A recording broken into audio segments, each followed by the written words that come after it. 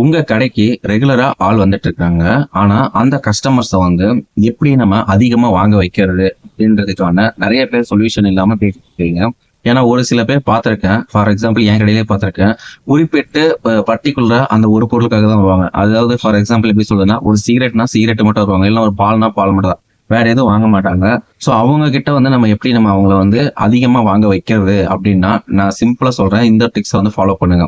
First point வந்து என்ன சொல்றீங்கன்னா பாத்தீங்கன்னா, உங்க கஸ்டமர் வர்றதுக்கு முன்னாடியே அவங்களுக்கு தேவையானதை வந்து நீங்க ஃபர்ஸ்டே வந்து நீங்க எடுத்து வச்சிடணும். சரிங்களா? ஃபார் எக்ஸாம்பிள் அவங்க வந்து உங்ககிட்ட வந்து ஒரு சிகரெட் தான் அடிக்க வராங்க அப்படின்னா, அந்த சிகரெட் வந்து எடுத்து வச்சிருங்க. இல்ல பால் பாக்கெட் வாங்க வராங்க அப்படின்னா, அந்த பால் பாக்கெட்டை நீங்க எடுத்து வச்சிருங்க. எடுத்து வச்சிட்டீங்கனாலே அவங்களுக்கு அதுவே ஒரு அப்ரோச் பண்ணும். என்னடா நம்ம வரோம் தெரிஞ்சு ஒரு சார் எல்லாமே எடுத்து வச்சிடுறாரு அப்படின்னு சொல்லிட்டு அவருக்கு ஒரு உங்க மேல ஒரு அப்ரோச் கிடைக்கும். ஸோ இது வந்து டே பை டே வந்து ஒரு நாள்ல நம்ம நாள் இல்லாம ஒரு நாள் வந்து சம் சேஞ்சஸ் ஆகும். அவர் வந்து எக்ஸ்ட்ராவா ஏதாவது ஒரு பொருள் வந்து வாங்குறதுக்கான அதிகப்படி வாய்ப்பு இருக்கு. சரிங்களா? First point. ரெண்டாவது, நீங்க வந்து அவரு என்ன சொல்றது, இப்போ வந்து உங்க கடைக்கு வந்து ரெகுலரா வந்து ஒரு மந்த்லியோ இல்ல வந்து ஒரு வாரத்துக்கு ஒரு டைம் அப்படி வந்து ஒரு பல்கா ஏதோ ஒரு பொருள் வாங்கிட்டு இருக்கிறாரு. சரிங்களா? அவர் வந்து ஏதோ சம் காரணத்துக்காக இல்ல ஒரு மழையோ வெயிலோ ஏதோ ஒரு மழை வருது, ஏதோ ஒன்று அவர் வர முடியாத சுச்சுவேஷன் இல்லை ஆஃபீஸ்ல லேட் ஆயிடுச்சு அப்படின்னா, அப்போ வந்து நீங்க என்ன பண்ணிக்கணும்னா, சார் உங்க கான்டாக்ட் வேணா கொடுங்க. அதாவது வந்து உங்களால வர முடியாத சுச்சுவேஷன்ல எனக்கு ரெஸ்ட் வந்து எனக்கு கால் பண்ணி நான் எப்பவுமே ரெகுலரா வாங்குறதை எடுத்து வச்சிருங்க அப்படின்னு சொன்னாங்கன்னா நான் எடுத்து வச்சிடறேன் அப்படின்னு சொல்லி அந்த மாதிரி நீங்க கேட்டு வாங்கிக்கலாம். ஸோ அந்த மாதிரி நீங்க எடுத்து வைக்கும் போது வந்து 90% உங்க கடைக்கு வராத மாதிரி தான் இருக்கும். பட் வந்து பொருள் வந்து அதிகமாகும். ஏன் அப்படின்னா, நீங்க வந்து ப்ராப்பரா எல்லாமே எடுத்து வச்சுட்டு அவங்களுக்கு ப்ராப்பரா பில் எல்லாம் போட்டு அவங்க வாட்ஸ்அப் பண்ணி விட்டுட்டேன்னு வச்சுக்கோங்க, அவர் வந்து கலெக்ட் பண்ணிட்டு போறதுக்கு கரெக்டாவே இருக்கும். மேபி இல்ல பக்கத்துல தான் இருக்கு அப்படின்னா நீங்க டெலிவரி பண்ணா கூட அதுல வந்து இன்னும் அடிஷ்னலா 2 3 பொருள் கூட சொல்றது வாய்ப்பு இருக்கு.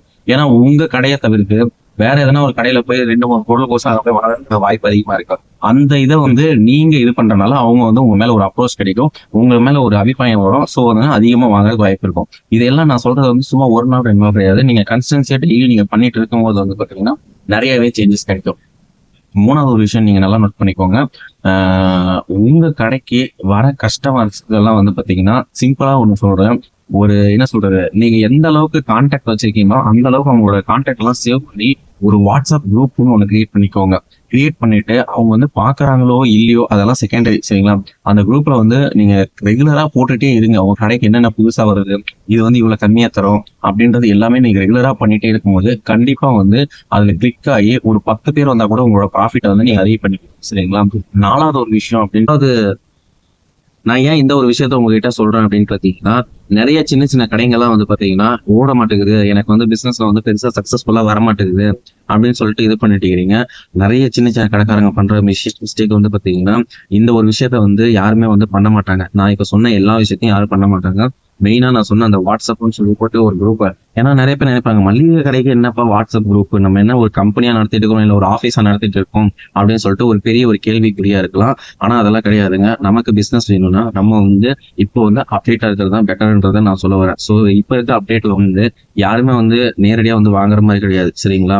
இப்ப இருக்க இதுல காலகட்டத்துல வந்து நீங்க வந்து போய் கொடுக்குற மாதிரி தான் இருக்கு. ஸோ அந்த மாதிரி போய் கொடுக்கறதுக்கான பழக்கத்தை வந்து அதிகம் ஏற்படுத்திக்கோங்கன்னு தான் சொல்ல வரேன்.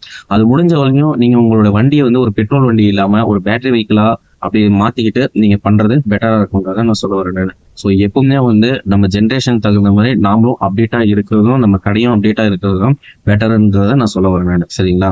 ஸோ இந்த இந்த ஃபார்மாலிட்டிலாம் நீங்க கண்டிப்பா ஃபாலோ பண்ணுங்க. கண்டிப்பா உங்க கடை வந்து நல்லாவே ஓடும். சின்ன கடையா இருந்தாலும் சரி, பெரிய கடையா இருந்தாலும் சரி, இல்லை எனக்கு ரன்னே ஆகலை அப்படின்னாலும் கண்டிப்பா நான் சொல்ற இதெல்லாம் வந்து நீங்க கண்டிப்பா ஃபாலோ பண்ணுங்க.